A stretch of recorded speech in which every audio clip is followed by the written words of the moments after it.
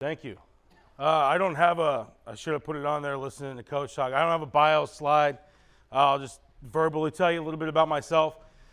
Spent the past couple years at Carthage. Got there in the August of 2020. Before that, I was at Eastern Oregon University on the west side. That's where I played. That's an NAIA school. Spent a couple years over there. Started with the offensive line, moved to tight ends, and then moved over to the defensive line. Was able to spend a season in 2019 as the defensive coordinator, and then got an opportunity to come into the Midwest, come out here. So, I had no idea any of the guys on those slides because not familiar with the Midwest yet as much as I probably should be. But I appreciate Coach reaching out and letting me come here and talk.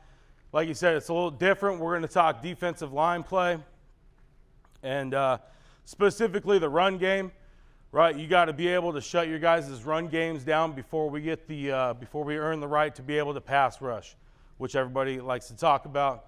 But I'm gonna get into some just real quick some of our D-line play here. Let's see if this stuff works. Introduction, we're going to talk a little bit about the stance.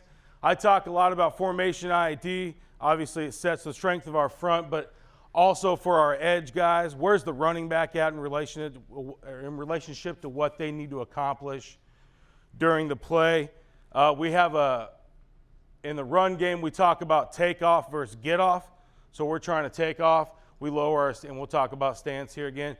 And then we'll talk about our hand landmark, where we want our hands and our eyes, and then block the feet into more of the spread offense stuff here, and then the outside gap security real short about what we talk to our ends about how they're supposed to play versus the relationship, like I said, to the running back here.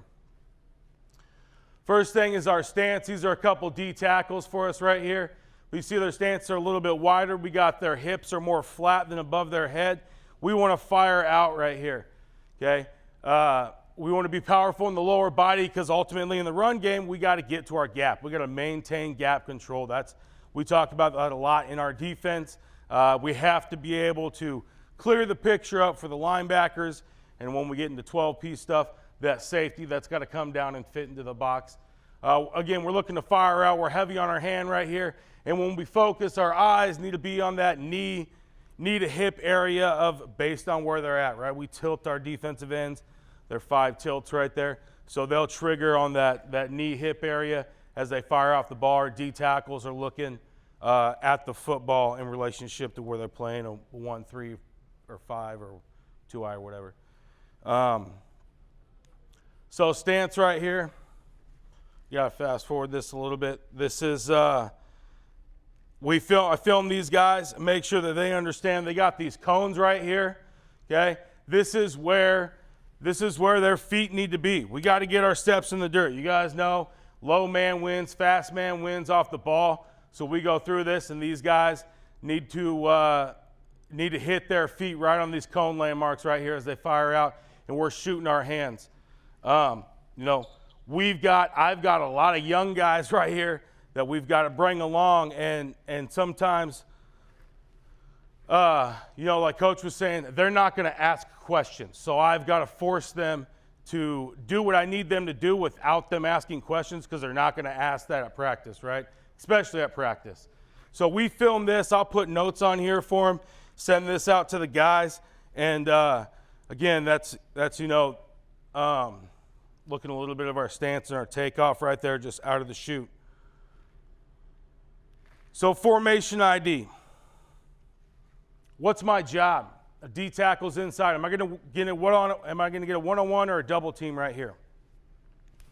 One-on-one, obviously, I need to maintain my gap, or if I do lose, where you're going to lose. Guys are going to lose, right? So we have a drill we do called disadvantage drill to try to get back into our gap right here. Double team drill. We talk a lot about visual key and pressure key. Visual key is my man. We line up with our man hand down. That's my technique hand. If I'm in a 2-eye right here, I have my inside eye of the guard hand down right there. D ends, we do a lot of offensive tackle hip reads during practice with these guys, okay? The most common things that you'll see in your talk about when you go through spread systems is, are they a shuffle player? Do they have the outside zone or the quarterback as he keeps the ball and runs the outside? Or is he a dive player? Is he going to run the heel lines? Is he going to go take the running back? Is he going to take the space out of that and run the heel lines or set the edge? You know, if the tight end or offensive tackle blocks out on me, we'll see a picture here. We face some teams that run that 12P stuff. So they'll just wall the backside defensive end out, especially if he's a speed guy, and just make him run the arc. Just make it harder for him to get involved in the play. And especially if some teams get in the same side handoff business, right? I don't know if you've encountered any of that, but we do. So right here, formation ID. Where's the running back at? You see this guy? Okay, traditional inside zone. If they're running inside zone or something to the left with this little wham guy coming back to the right, okay, we've got to know where the running back is at this defensive end position because we're thinking I got to go through, we'll get to this at the very end, but my 1-5-3-5 progression. Okay, my 1-5-3-5. What's my job? And that goes back to, am I that shuffle player or am I that dive player? Do you have a question? Yeah, so you have your D-ends reading hip for your interior tackles. What is their visual key? Sorry, say that one more time. So you got your D-ends reading hip of the tackle, right? Yeah. So what is the visual key for your interior tackle? For the interior guys, yeah, they're going to be either, so this dude right here, this is the center. He needs to be watching the football. He's the closest to the football. His eyes are going to be on the ball. Right now, my entire room has not earned the right to watch the man across from them. We're in spring ball right now. We've jumped off sides at least once every practice.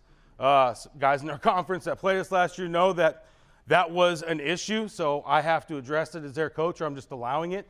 They've got to watch the stinking football. The quarterback has nothing interesting for us to say. That's not our job. We never will start a football play, right? So they've got to watch the football right now. But the closest interior tackle, so we call this a 2-eye right here. If he's either a 1 or a 2, he's going to be watching the football. That's my quickest trigger point right there. If I'm playing this 3 technique, we're going to be watching his midline always that hips. That's going to be the first thing to move, right? Whether I'm setting back or whether I'm stepping, wherever I'm going as an offensive lineman, okay, it's going to start with the midline right there. Is that your question? Yeah. Perfect. So, and we'll see this clip again, but we're thinking double teams. Why is it important? When you see these 3 box linebackers, we're going to get double teams at the point of contact. We need to figure out when that's coming so I know how to defeat it. All right, and we talk again a lot about formation ID when we get into the season here. So what do we got? Okay, so if I'm away from the running back, that was kind of to the running back side. If I'm away from the running back, the DN, I'm going to be setting the edge. Okay, that action's coming to me right here. I've got to get a big inside hand, inside foot. We call it our power step to the crotch. Or if I'm, like I just said, a D tackle inside, am I getting that one-on-one block front side because I'm a 3 technique? Or am I getting there from an inside? Am I getting that double team right at the point of contact? And again, we talk visual key and pressure key every time right here.